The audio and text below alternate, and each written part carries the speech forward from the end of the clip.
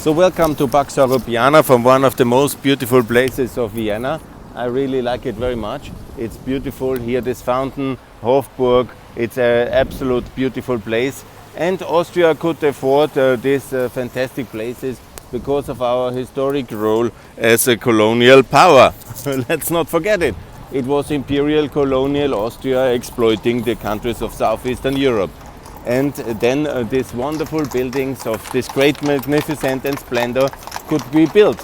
And I think it's time to repent and give something back and somehow get over our colonial past and make sure that we invite the countries of southeastern Europe to the European Union, especially our allies Macedonia, Albania and of course Montenegro, who are already in NATO and they are very advanced. They fully comply to the European foreign policy, and it would be wonderful if they can join.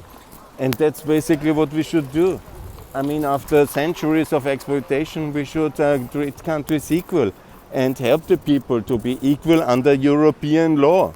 This is the idea. No longer exploitation, but serious kind of equality inside the European Union. Wouldn't that be, for a change, very wonderful?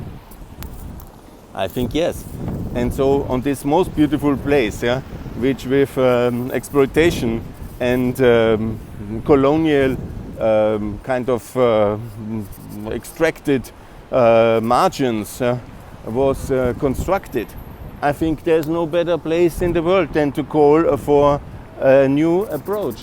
And the approach is obviously not to have them somewhere out there, but to have them inside the European Union, and so create a new form of equality between Austrians and people from Montenegro, from Albania, from also later Kosovo, Bosnia, and one day even Serbia.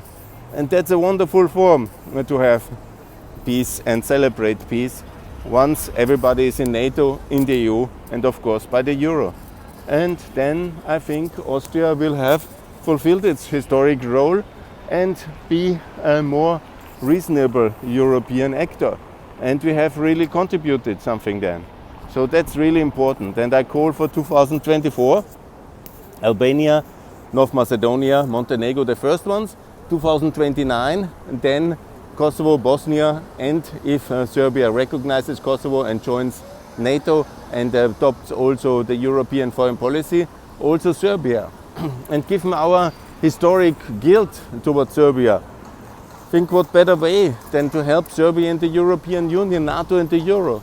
I think that's also historically very important to overcome our past crimes and historic responsibility towards Serbia. So that I hope we can achieve together in the next decade for peace. Bye.